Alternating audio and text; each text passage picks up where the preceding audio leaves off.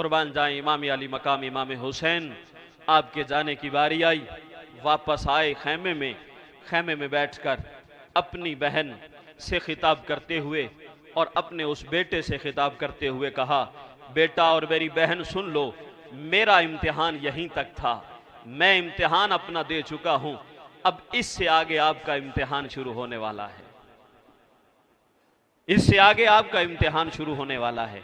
गिरामी कद्र, जिस वक़्त ये अल्फाज कहे होंगे, बताओ तो सही बहन को खबर हो कि मेरा भाई जा रहा है और उसने वापस नहीं आना, क्या बीती होगी हजरत सैयदा कायनात की इस बेटी पर। जिस वक़्त कहा, जिस वक़्त ये अल्फाज कहे, और फिर वो भी अली की बेटी थी, उसने कहा, हुसैन अगर तुम अली के बेटे हो तो मैं भी उसी के जिगर का टुकड़ा हूं, अगर तुम इम्तिहान में कामयाब हुए, तेरे इम्तिहान को भी रहती दुनिया तक कायनात याद रखेगी, और जो इम्तिहान हमारे ऊपर आया है, हम उस इम्तिहान में ऐसे कामयाब होंगे कि क़यामत तक हमारे इम्तिहान को भी याद रखा जाएगा। गिरामी कद्र, और फिर सामने लाशें पड़े हुए हैं, औनो मोहम्मद का लाशा भी सामने है, अली अकबर का लाशा भी सामने है। हमारा दीन पे लगा कुछ नहीं मेरे भाइयों, हमारा दीन पे लगा कुछ नहीं। हम मुसलमानों के घर में पैदा हुए, हम पैदा हुए तो हमारे कान में अजान दे दी गई, हम पैदा हुए तो हमें मुसलमान ने किसी ने गुड़ती दे दी, हम पैदा हुए तो हमारा नाम किसी मुसलमान के नाम पे रखा गया। हमारा दीन पे लगा कुछ नहीं, और इसीलिए दीन की आज हमें कदर भी नहीं। दीन की कदर पूछनी है तो हुसैन इब्ने अली से पूछ, जिसने अपने पूरे कुंबे को करबला के उस मैदान में शहीद करवा दिया था। गिरामी कद्र, वक़्त की नज़ाकत मेरे मलहूज है, आगे बढ़ना चाहता हूँ। गिरामी कद्र, जिस वक़्त ये हुआ, फिर यजीद पलीत ने वहां पर हुक्मनामा भेजा कि अब इनको इब्ने ज़ियाद के उस बादशाहत के माहौल में लेकर कूफे जाया जाए, और फिर कूफे में चंद दिन रहने के बाद इनको दमिश्क में लाया जाए।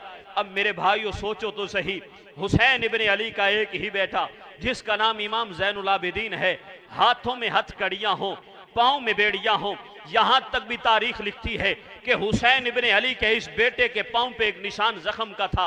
पूछा गया हुसैन इब्ने अली के बेटे, अरे ये बताओ ये निशान किसका है? कहा, यजीदियों ने जब मेरे पाँव में बेड़ियां डाली थी उस वक़्त से लेकर ये जख्मों का निशान मेरे पाँव पे मौजूद है। मेरे भाइयों, अब वहां से चल रहा है काफिला, इन काफिले वालों को ले जाया जा रहा है। अगर कोई यहाँ पर यह कहता है कि वहां पर मेरे करीम आका की शहजादियों की चादरें उजड़ गई, वहां पर यह कहा जाए कि चादरें उतर गई, खुदा का खौफ करो मेरे भाइयों, इंसाफ के तराजू को अपने हाथ से न जाने दो।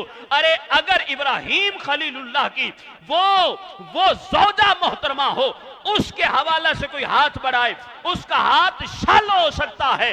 वो ज़ौजा है इब्राहिम अलैहिस्सलाम की, उसकी जानिब हाथ बुलंद हो तो अल्लाह को यह बर्दाश्त नहीं होता।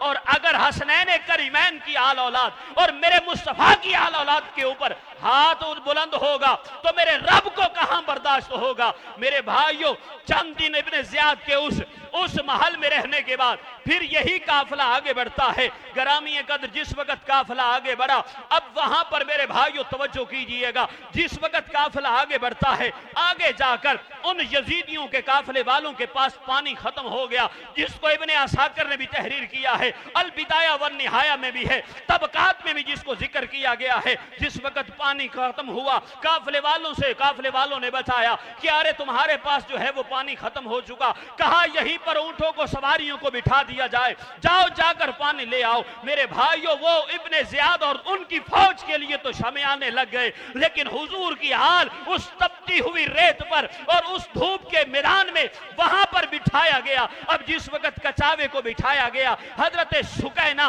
जिसको हजरत सकीना सलामुल्लाह ताला अलैहा उर्फ़े आम में बोला जाता है, बचपने का आलम है, हसनैन करीमन और बिलखुसूस मेरे करीम हुसैन की वो लाडली बेटी है जो हुसैन के सीने पे सोया करती थी। बेटियों वाले बैठे हो, जिसे खबर हो जाए कि मेरा बाबा शहीद हो चुका है, हम मैदान करबला से वापस लौट रहे हैं, उस बेटी के जिगर पर क्या गुजरता होगा मेरे भाइयों। लेकिन ये जिगरा है हुसैन इब्ने अली का, या हुसैन इब्ने अली की आल औलाद का, जिन्होंने इतना बड़ा जो है वो मार का सर करने के बाद भी फिर भी उस मालिक की रजा पर राजी रहे और राजी रहकर रहती दुनिया तक। जिस तरह से मोइनुद्दीन और मोइन बेकसा ने कहा था कि हक्का के बिना ला इला अस्तु हुसैन। दुनिया वालों, अगर हक्का और ला इला की अगर कोई पहचान है वो कोई और जरूर होगी, लेकिन उसकी पहचान हुसैन इब्ने अली का घराना है।